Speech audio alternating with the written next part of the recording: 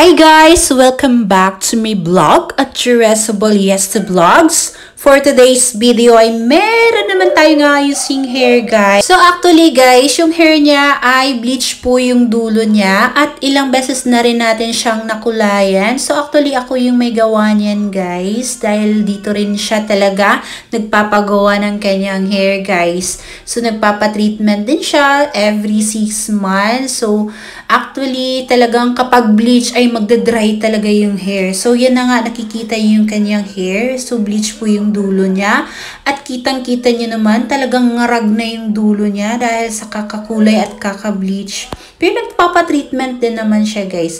So ayan guys, ito yung pinaka-secret tips ko guys. Naglalagay muna ako ng Brazilian bago maglagay ng number 1 at marami na rin ang gumagaya nito at talagang napatunayan nila na napaka-perfect ang technique na ito dahil hindi talaga siya nabibrittle or nasusunog yung buhok kapag nilalagyan nyo muna neto. Ewan ko lang sa iba. May iba-iba talagang techniques guys. May may kanya-kanya tayong techniques para hindi masunog or mag-brittle yung buhok ni client. Ewan ko lang din. Pero pag nasubukan nyo tong techniques na to, I am sure mapapatunayan na talagang totoo ako.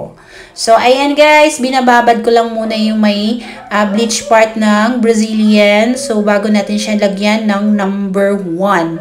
So, ayan, nakikita yung itim na dito sa kanyang upper parts. Yan na po yung regrowth parts niya na kinulayan natin noon. So, ayan na po yung kinulayan at nakikita yung may bleaching part. So, ayan, gagamit tayo ng Balotano Collagen Rebonding 3-in-1 sa kanyang hair. Shout out to Ma'am Noreen Rodriguez and Balotano Philippines. So, ayan, minimix-mix lang natin yung balotano na nilagyan natin ng treatment. So, ayan guys, kita yung regrowth parts. Yan lang yung parts na nilagyan natin ng balotano collagen. At iniwanan natin yung pinaka frizzy and dry hair niya. So, mamamaya na lang natin siya ibababa after 45 minutes ng pagbabad ng balotano.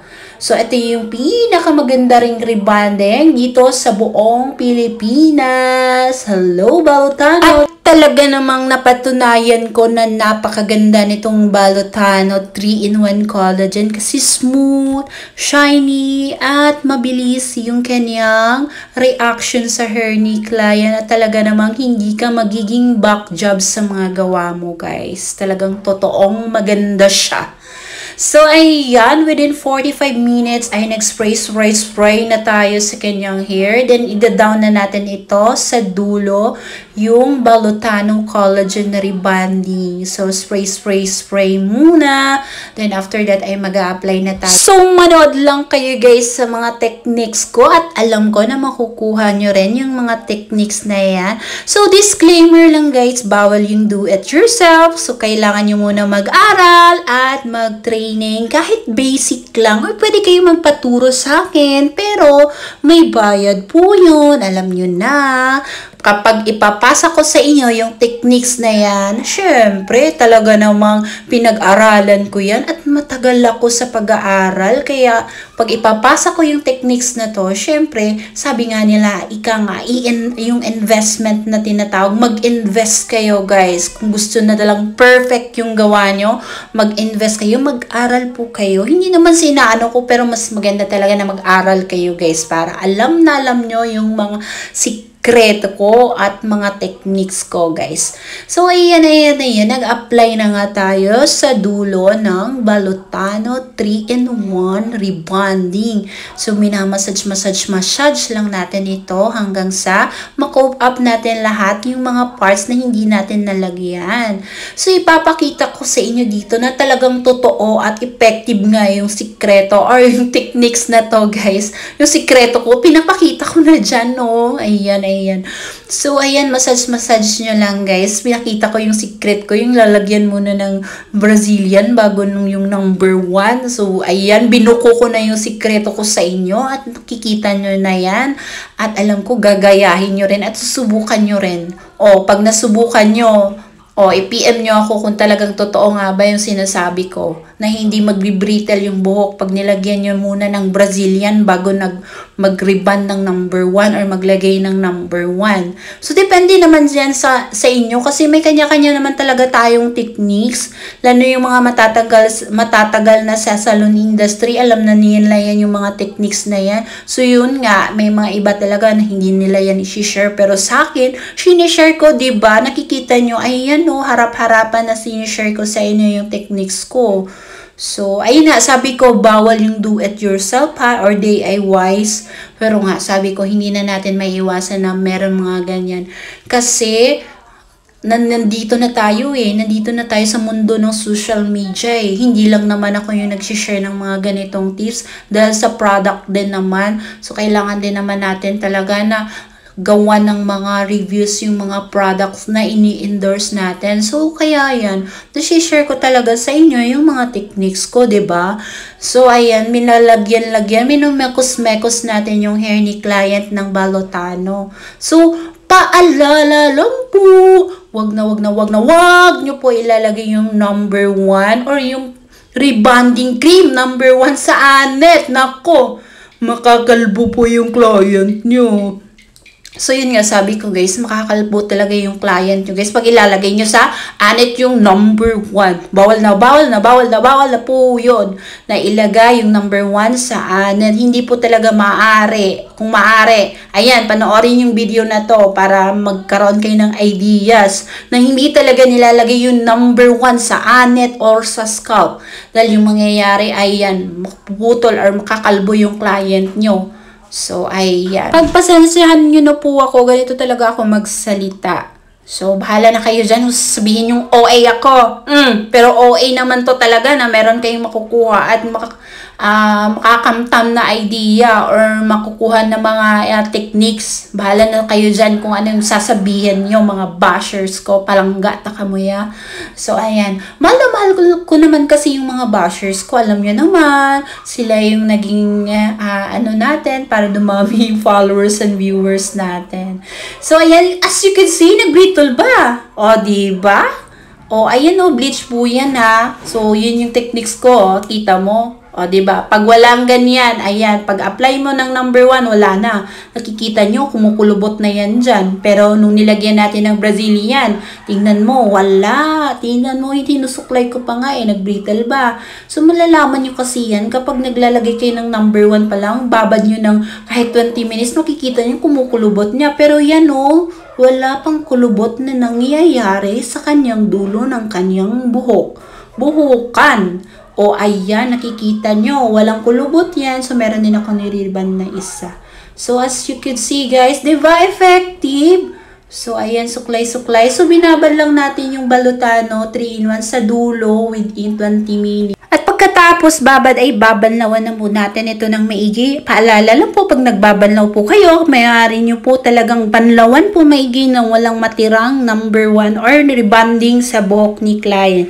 So, binoblower lang natin ito ng medium heat blower. Then, after that, wag po nyong paplansyahin ng basa. Paalala lang po, wag po ninyong plansyahin ng basa yung buhok ni client. So, actually guys, dito ako nag-uumpisa sa kanyang frontal side. Ito yung techniques ko Pero depende yan sa inyo. Kung sa likod ba, kayo mauuna or dito sa frontal. Importante, kailangan talaga nyong igihan ang pagplansya. So, ayan guys, tingnan yung techniques ko rin sa pagpaplansya. So, ayan, hinihila ko muna. Tapos, yung dulo ay hindi ko siya talagang pinapasadahan ng bongga na pagplansya. So, daan-daan lang yung dulo Pero yung growth parts ay bongga yung pagplansya ko dyan. Talagang, pulido yan. So, pinupulido ko yung parts na growth parts or yung bagong tubo niya. Tapos, yung sa dulo naman ay pinapasadahan ko lang or hinahagod ko lang ng magaan lang or daan-daan lang na pagplansya ng hindi talaga. Kasi, depende kasi yan Dapat talaga sa pagplansya talaga yung the best na techniques kung paano nyo siya i-handle. So, kasi kapag paplansyahin nyo yung dulo ng bleach part ng sobrang mainit or sobrang mahigpit na paghawak or sobrang hugot dyan sa dulo, ang mangyayari dyan ay magbi-brittle. So, dapat pagaanin nyo lang yung kamay nyo kapag nasa dulo na kayo, guys. Pero yung growth parts na yan, bigatan nyo yan dyan, yung growth parts, yung dito na part, bigatan nyo yan dyan yung pagpalansya nyo guys. So hopefully na paliwanag ko or nauunawaan nyo yung explanation ko guys ha. So, this is my techniques at ideas na sinishare ko sa inyo para maiwasan nyo na hindi makasunog. Tapos, yung plancha ko dyan na ginagamit ay dalawa ha. Yung sa upper parts, yung mga regrowth parts ay 220 degrees yun. Tapos, yung sa dulo naman ay 160 lamang. Tapos, 180. So, ayun na nga guys, natapos kami plancha dyan ay 4 hours. So, biruin mo 4 hours ako nagplancha dyan. Kasi hindi tayo kapag gusto plancha, kailangan talaga natin ng maigi na pagplancha. Talagang as in sub-sub sa pagplancha eh. So, yun talaga yun yung pinakahirap sa lahat guys, yung magplancha. Dahil ilang oras ka nakatayo dyan, ilang oras ka nakahugot dyan. So, ayan na nga guys, pagkatapos natin nag-ribbon, ayun, nag-highlights na rin ako, biruin mo, ganyan kahirap, no? Ilang oras ka pa nagplansya, tapos mag-highlights ka. So, diba nakakapa? Tapos kayo, sisingil lang kayo ng 1K pesos, ribbon with color. So, ano yun? Sobrang nakakapagod at as in po, nakakapagod po talaga at talagang luging-lugi po kayo sa labor pa lang po, sa gamot pa lang talaga guys, luging-lugi na po talaga kayo. So, ayan, hindi ko nilagyan ng bleaching yung may bleach part na niya. So, yung regrowth parts lang yung nilagyan natin. So, nagumpisa naman ako dito sa kanyang upper area or sa upper parts niya. Hindi ako nag-umpisa sa kanyang inner parts. Kasi yung ano ko, na inuna ko yung upper parts, parang kitang-kita yung dimensional niya, guys. So, inuna ko siya. Kaya, yun yung techniques ko. Ewan ko lang sa inyo. Pero sa akin, ito yung techniques ko. Pero, maganda naman yung magiging outcome niyan. Makikita nyo dyan after wash niyan.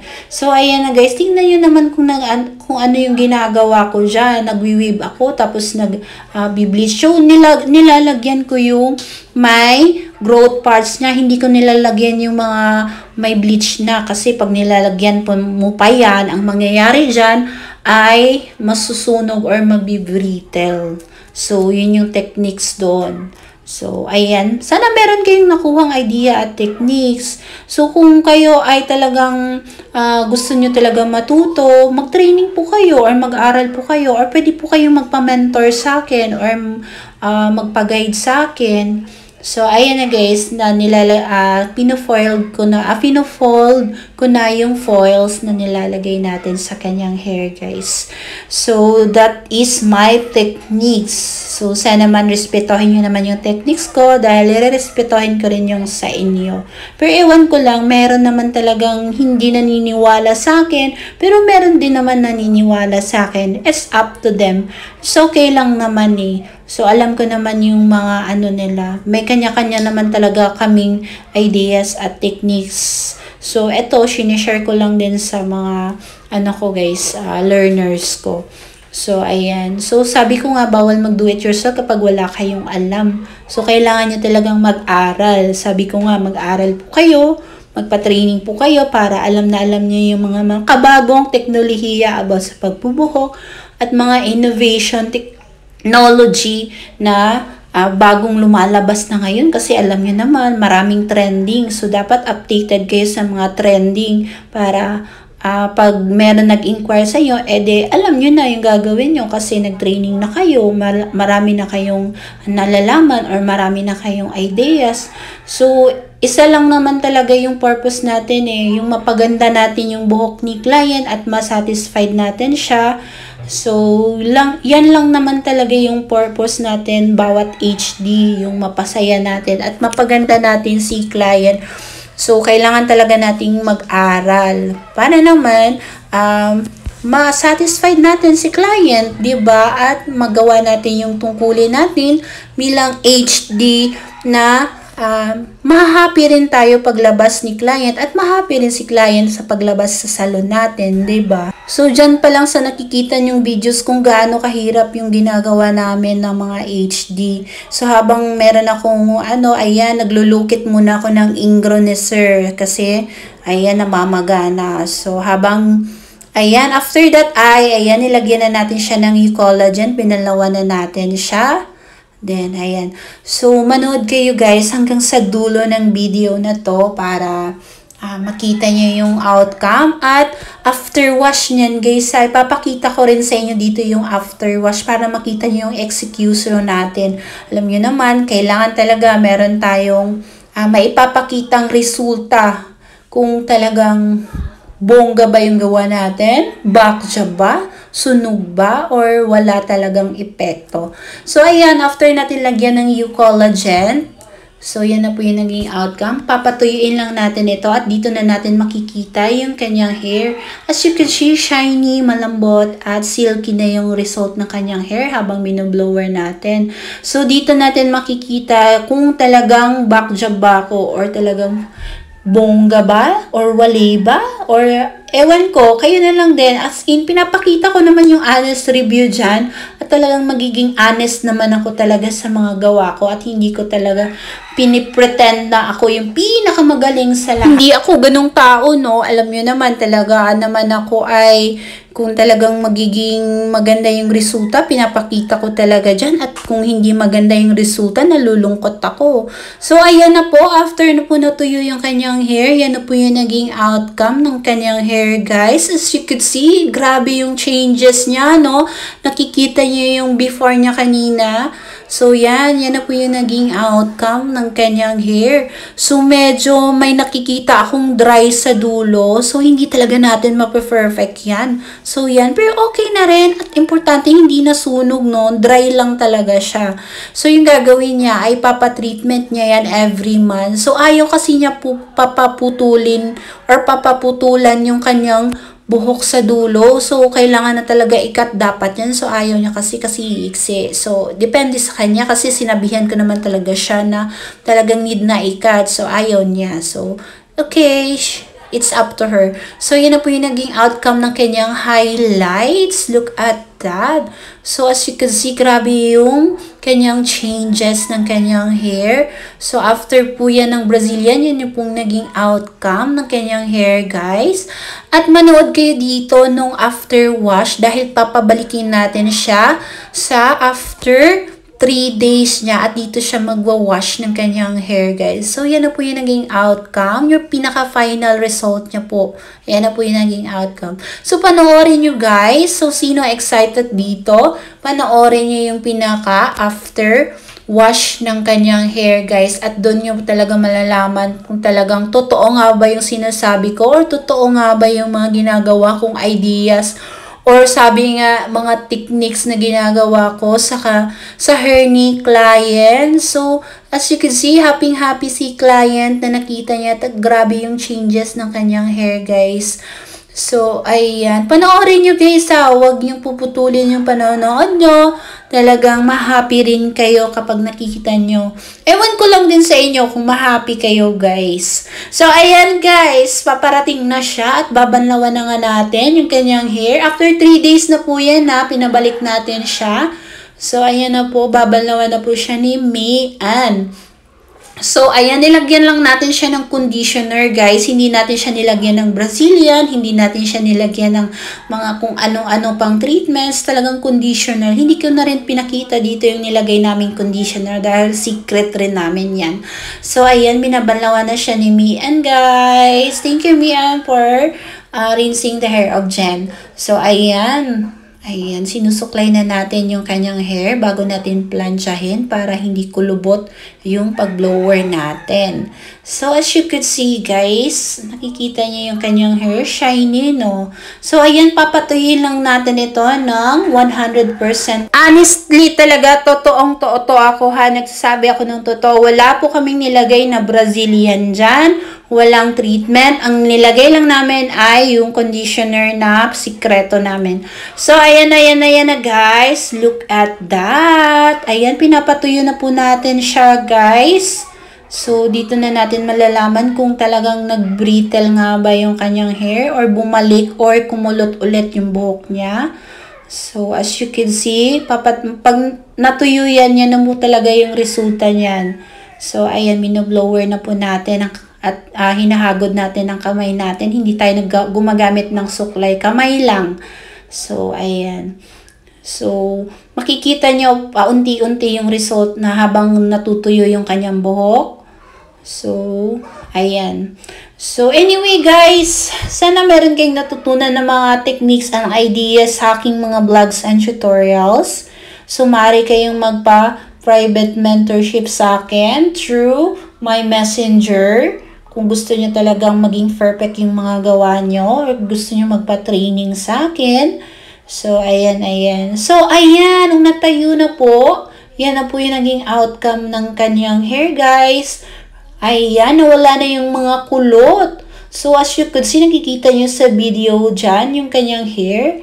Grabe, ang changes. Talagang happy rin naman si client sa naging outcome ng kanyang hair, guys. Talagang bongga ang naging outcome ng hair ni client. So, ibang-iba yung naging resulta niya.